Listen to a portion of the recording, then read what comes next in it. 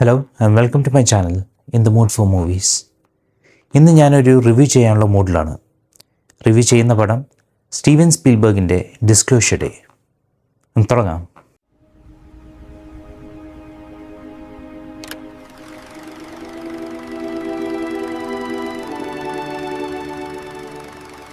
Hollywood cinema കാണുന്ന എല്ലാവർക്കും പരിചയമുള്ളൊരു പേരാണ് സ്റ്റീവൻ സ്പീൽബർഗ്. ഇന്നത്തെ മോഡേൺ ബ്ലോക്ക് ബസ്റ്ററിൻ്റെ സൃഷ്ടാവാണെന്ന് പോലും നമുക്ക് പുള്ളിനെ പറ്റി പറയാം. അതിൽ ഏലിയൻസ് ആയിട്ടുള്ള റിലേഷൻഷിപ്പ് പുള്ളിക്ക് വളരെയധികം സഹായിച്ചിട്ടുണ്ട്. E.T., close encounters of the third kind എന്നീ സിനിമകൾ വെച്ച് പുള്ളി അന്നത്തെ കാലത്തെ ഒരു ക്രിസ്റ്റഫർ നോളനായിട്ട് മാറിയിരുന്നു. അതിൻ്റെ കൂടെ ജോസ്, ജുറാസിക് പാർക്ക് എന്നുള്ള ഔട്ട്ലാൻഡിഷ് ഐഡിയാസ് എടുത്ത് പുള്ളിക്കൊരു ഫണ്ണും റിലേറ്റബിളും ഭയങ്കര ഇമോഷണലി കണക്റ്റ് ആവുന്ന രീതിയിലെ ഒരു പടം ഉണ്ടാക്കാൻ പുള്ളിക്ക് അന്ന് സാധിച്ചിരുന്നു. പുള്ളിയുടെ ആ കഴിവുകൾ ഇവിടെ ഡിസ്ക്ലോഷർ ഡേയിൽ പുള്ളി ഉപയോഗിച്ചിട്ടുണ്ടോ? അത് ഗുണകരമായിട്ടുണ്ടോ? ഈ സിനിമയിലെ മെയിൻ ക്യാരക്ടേഴ്സ് ഒരു TV ആങ്കറും ഒരു സൈബർ സെക്യൂരിറ്റി സ്പെഷ്യലിസ്റ്റുമാണ്. അവർ വാർഡെക്സ് കോർപ്പറേഷൻ എന്നുള്ളൊരു കമ്പനിയുടെ ഇല്ലീഗലായിട്ടുള്ള ഗവൺമെൻറ് ആക്ടിവിറ്റീസ് വെളിപ്പെടുത്താനുള്ള ശ്രമത്തിലാണ്. ഈ വാർഡെക്സ് കോർപ്പറേഷനെ നയിക്കുന്നത് നോവ എന്നുള്ളൊരു ക്യാരക്ടറാണ്. അത് പ്ലേ ചെയ്തിരിക്കുന്നത് കോളിൻ ഫെർത്താണ്. തൻ്റെ രഹസ്യങ്ങൾ ചോർത്തപ്പെടുമെന്ന് മനസ്സിലാക്കുന്ന നോവ എന്ത് വില കൊടുത്തും ഈ രണ്ടുപേരെയും തടയാനുള്ള ശ്രമത്തിലാണ്. ഇതിലെല്ലാം അറിയാണ്ട് അകപ്പെടുന്ന ജോഷിൻ്റെ ഗേൾഫ്രണ്ടായി ഈവ് ഹ്യൂസണും ഇതിൽ അഭിനയിക്കുന്നുണ്ട്. ഇത്രയും വലിയൊരു സ്റ്റാർ കാസ്റ്റിനെ വെച്ച് സ്റ്റീവൻ സ്പീൽബർഗിന് ഈ സിനിമയെ അതിഗംഭീരമാക്കാൻ ഉള്ള പൊട്ടൻഷ്യൽ ഉണ്ടായിരുന്നു. ഈ സിനിമയിലെ ഏറ്റവും വലിയ സ്റ്റാർ എമിലി ബ്ലണ്ടാണ്. പുള്ളിക്കാരിക്ക് അപ്രതീക്ഷിതമായി ഒരു ഏലിയൻ ലാംഗ്വേജ് സംസാരിക്കാനുള്ള കഴിവ് കിട്ടുന്ന ഒരു TV ആങ്കറായിട്ടാണ് അഭിനയിക്കുന്നത്. ആ കഴിവ് ലഭിച്ചു കഴിയുമ്പോൾ അവർക്ക് ഏലിയൻസ് ആണെങ്കിലും ഹ്യൂമൻ ബീയിങ്സ് ആണെങ്കിലും അവരുടെ തോട്ട്സും ഇമോഷൻസും മനസ്സിലാക്കാനും അതിനെ മാനിപ്പുലേറ്റ് ചെയ്യാനും പറ്റുന്നുണ്ട്. ഈ ക്യാരക്ടറിനെ എമിലി ബ്ലണ്ട് വളരെ സട്ടിലായിട്ടും ഇടയ്ക്കിടയ്ക്ക് നല്ല ഹ്യൂമറിലും ആണ് ചെയ്തിരിക്കുന്നത്. ആവശ്യമില്ലാത്ത അയ്യോ ഞാൻ ഇതിന് ക്വാളിഫൈഡ് ആണോ, അല്ല ഇതെനിക്കൊരു ശാപമാണ് എന്നുള്ള ട്രോപ്സിലേക്കൊന്നും അധികം പോകാതെ ഞാനല്ലെങ്കിൽ ഇതാർക്കും പറ്റില്ല എന്നുള്ളൊരു കോൺഫിഡൻ്റ് ആയിട്ടുള്ള ഒരു ക്യാരക്ടറാണ് എമിലി ബ്ലണ്ട് അവതരിപ്പിച്ചിരിക്കുന്നത്. അത് ഭയങ്കര ഒരു വ്യത്യാസകരമായ ഒരു ഡിസിഷനായിരുന്നു. പിന്നെ ഇതിലവർക്കൊരു ആക്സൻ്റ് ഉണ്ടായിരുന്നു. അത് ഏതോ ഒരു അമേരിക്കൻ സ്റ്റേറ്റിൻ്റെ ആക്സൻ്റ് ആയിരിക്കാം. ഇടയ്ക്കിടയ്ക്ക് ഏതൊക്കെയോ ഡയലോഗ് മിസ്സായപ്പോലും അത് അവരുടെ പെർഫോമൻസിൽ നിന്നും ഒന്നും നമ്മളെ ശ്രദ്ധ മാറ്റിയില്ല. അത്രയും നല്ലതായിരുന്നു എമിലി ബ്ലണ്ടിൻ്റെ പെർഫോമൻസ് ഈ സിനിമയിൽ. ഈ ഡിസിഷൻ കൊണ്ട്, ഇങ്ങനത്തെ ആക്സൻറ്റും ഇങ്ങനത്തെ മാനറിസംസും കൊണ്ട് ഈ സിനിമയിൽ എന്ത് കൊണ്ടുവരാൻ പറ്റി എന്നുള്ളതായിരുന്നു ഞാൻ നോക്കിക്കൊണ്ടിരുന്നത്. And Emily Blunt she doesn't disappoint. അത്രയും നന്നായിരുന്നു. ഈ സിനിമയിലെ രണ്ടാമത്തെ മെയിൻ കഥാപാത്രം അവതരിപ്പിച്ചിരിക്കുന്നത് ജോഷ് ഓ'കോണറാണ്. നിങ്ങൾക്ക് ഒരുപക്ഷെ നെറ്റ്ഫ്ലിക്സിലെ ക്രൗൺ എന്ന സീരീസിൽ നിന്നും പ്രിൻസ് ചാൾസ് ആയിട്ട് പുള്ളീനെ പരിചയം ഉണ്ടായേക്കും. ഈ സിനിമയിൽ പുള്ളി ഡാനിയൽ എന്നൊരു സൈബർ സെക്യൂരിറ്റി എക്സ്പേർട്ടായിട്ടാണ് അഭിനയിക്കുന്നത്. പുള്ളി വാർഡെക്സിലെ ഒരു എംപ്ലോയി കൂടിയാണ്. വാർഡെക്സിലെ സീക്രറ്റ്സൊക്കെ അറിഞ്ഞു കഴിയുമ്പോൾ അത് ലോകമറിയേണ്ട ഒരു സത്യമാണെന്ന് വിശ്വസിക്കുന്ന ഒരു കഥാപാത്രമായിട്ടാണ് പുള്ളി ഇതിൽ അഭിനയിക്കുന്നത്. പുള്ളീനെ സഹായിക്കാൻ ഇതേ വിശ്വാസം കാരണം ഈ വാർഡെക്സ് കമ്പനിയിൽ നിന്ന് പുറത്തായ ഒരു പഴയ എംപ്ലോയി ആയിട്ട് വരുന്ന ഹ്യൂഗോ എന്നെ അവതരിപ്പിച്ചിരുന്ന കോൾമെൻ ഡൊമിംഗോവും കൂടിയാണ്. വാർഡെക്സിൻ്റെ കുറേ ക്ലാസിഫൈഡ് വീഡിയോസുമായി ഡാനിയൽ ഒളിവിൽ പോകുന്നതാണ് ഈ കഥയുടെ മെയിൻ പ്ലോട്ട്. ഇതിൽ അറിയാതെ അകപ്പെടുന്ന ഡാനിയലിൻ്റെ ഗേൾഫ്രണ്ടായിട്ട് ഈവ് ഹ്യൂസണും വരുന്നുണ്ട്. ഇത്രയും വലിയ സ്റ്റാർ കാസ്റ്റും ഇത്രയും മഹാനായൊരു ഡയറക്ടർ ഉണ്ടായിട്ടും ഇടയ്ക്കിടെ എനിക്ക് ഈ ക്യാരക്ടേഴ്സും അവരുടെ ബോണ്ടും അവരുടെ കണക്ഷൻസിലും തൃപ്തി ഉണ്ടായിരുന്നില്ല. എന്തിനാ സ്പീൽബർഗ് ഈ പെർട്ടിക്കുലർ ആക്ടേഴ്സിനെ വെച്ച് ഈ ക്യാരക്ടേഴ്സ് ചെയ്തു എന്ന് ചില ഇടത്ത് നമുക്ക് തോന്നിപ്പോവും. അത് സ്റ്റീവൻ സ്പീൽബർഗിൻ്റെ ഡയറക്ഷൻ്റെ കുഴപ്പമാണോ, ആക്ടേഴ്സിൻ്റെ പെർഫോമൻസിൻ്റെ കുഴപ്പമാണോ, അല്ല സ്ക്രീൻ പ്ലേ ഈ ക്യാരക്ടേഴ്സിന് വേണ്ട അത്രയും ബിൽഡപ്പ് കൊടുക്കാത്തതിൻ്റെ പ്രശ്നമാണോ എന്ന് എനിക്കിപ്പോഴും അറിയില്ല. തുടക്കത്തിൽ സ്റ്റോറിക്ക് നമുക്കൊരു ഇൻട്രസ്റ്റ് ഉണ്ടാവും. പക്ഷേ നമ്മൾ ക്ലൈമാക്സിലോട്ടേക്ക് പോകും തോറും ഇത് എന്താണ് സംഭവിക്കുന്നത് എന്നുള്ളത് നമുക്ക് മനസ്സിലാവുമെങ്കിലും എന്തുകൊണ്ടാണ് ഈ ക്യാരക്ടേഴ്സിന് ഈ കഥയിൽ ഇത്രയും പ്രാധാന്യം കിട്ടിയെന്നുള്ളത് നമുക്ക് പൂർണ്ണമായിട്ടും മനസ്സിലാക്കാൻ പറ്റുന്നില്ല.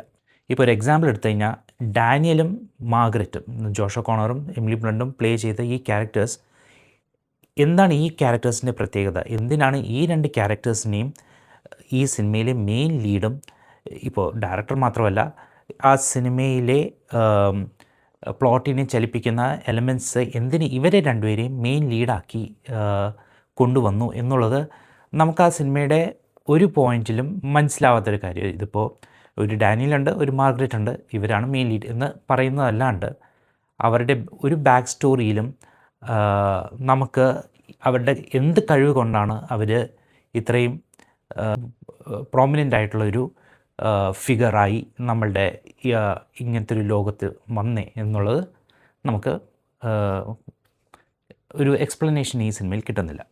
അവസാനത്തെ കുറേ റെവലേഷൻ സീൻസൊക്കെ ഉണ്ട്. അതിൽ പോലും അവർ ആ പ്രോസസ്സിനെയാണ് കൂടുതലും കാണിക്കുന്നത്, എങ്ങനെ കഴിവുകൾ കൊടുക്കുന്നു. പക്ഷേ അവിടെ എവിടെയും എന്തിന് ഈ രണ്ട് ക്യാരക്ടേഴ്സിന് ഈ കഴിവുകൾ കൊടുത്തു എന്നുള്ള എക്സ്പ്ലനേഷൻ ഇതിലധികം വരുന്നില്ല.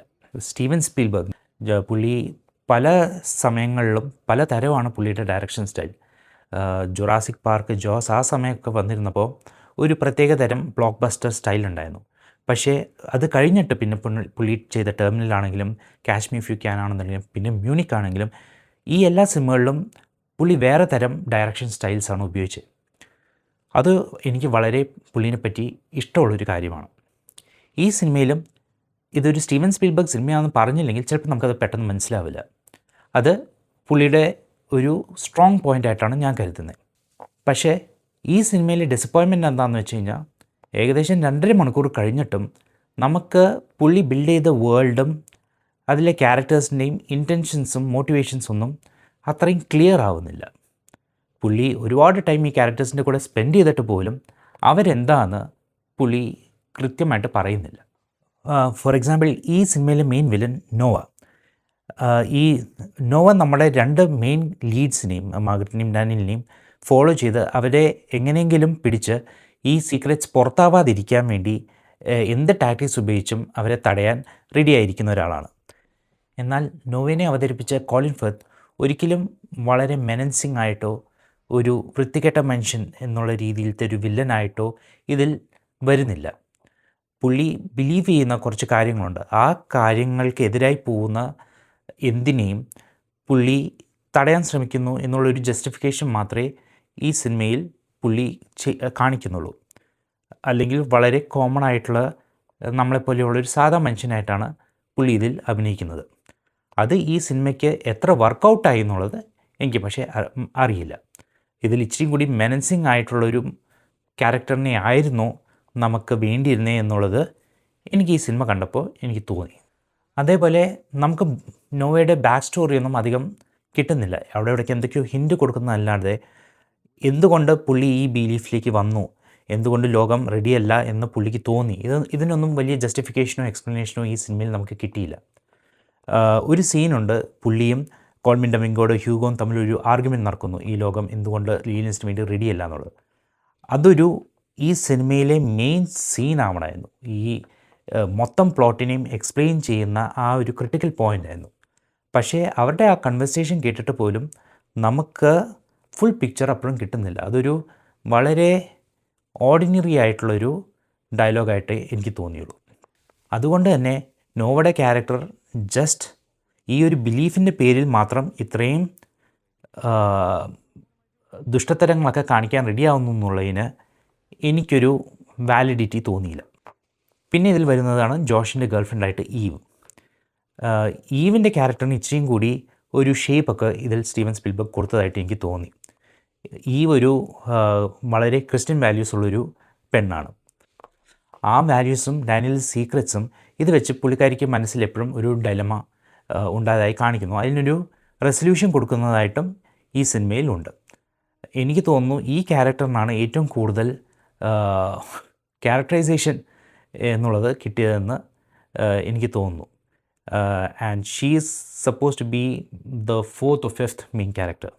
ഇനി സ്റ്റീവൻ സ്പീൽബർഗിൻ്റെ സിനിമകളിൽ നമുക്കറിയാം, പൊതുവേ പുള്ളിയുടെ ഫൺ ബ്ലോക്ക് ബസ്റ്റർ സിനിമകളിൽ ആക്ഷനും പുള്ളിയുടെ പ്ലോട്ടും തമ്മിലൊരു നല്ല ബാലൻസ് ഉണ്ടായിരിക്കും. ഡിസ്ക്ലോഷർ ഡേ ആ കാര്യത്തിൽ ഇത്തിരി പുറകോട്ടാണ്.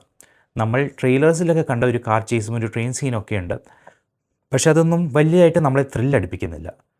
അതൊക്കെ ഒരു സാധാ ആക്ഷൻ സീനായിട്ട് നമുക്ക് തോന്നുള്ളൂ. മേ ബി ഇതിൻ്റെ ബഡ്ജറ്റ് ഒരു കാരണമായിരിക്കാം, അതായത് കൂടി 100 million which is very low for a Hollywood movie, action movie, അത് കാരണമായിരിക്കാം. പക്ഷേ നമുക്ക് കാശ് കുറഞ്ഞാലും നമ്മൾ കാണിക്കുന്നതിൽ ഒരു ഒരു ബ്രില്യൻസ് വേണം. ഇതിൽ ആ 2 സീനുകൾ കട്ട് ചെയ്താൽ പോലും ഈ സ്റ്റോറീനെ വലിയതായിട്ട് ബാധിക്കില്ലായിരുന്നു. അൾട്ടിമേറ്റ്ലി എനിക്ക് ഡിസ്ക്ലോഷർ ഡേ ഒരു വളരെ കമ്പലിംഗ് ആയിട്ടുള്ളൊരു പ്ലോട്ടായിട്ടാണ് തോന്നിയത്. പക്ഷേ ഈ പ്ലോട്ടിനെ മെറ്റീരിയലൈസ് ചെയ്തപ്പോൾ, ഇതിനെ വിഷ്വലൈസ് ചെയ്ത് ഇതിനെ ബിൽഡ് ചെയ്തപ്പോൾ എവിടേക്കോ അതിൻ്റെ പൊട്ടൻഷ്യൽ കുറേ മാഞ്ഞതായിട്ടാണ് എനിക്ക് തോന്നുന്നത്. ഇതൊരു വേൾഡ് ചേഞ്ചിങ് ഇവൻ്റായിട്ടാണ് ഈ സിനിമയിൽ പറയപ്പെടുന്നത്. ആൻഡ് അതാണ് ഈ ഇവൻറ്റ്സൊക്കെ നടന്നാൽ ഇതൊരു വേൾഡ് ചേഞ്ചിങ് ഇവൻറ്റ് തന്നെയാണ്.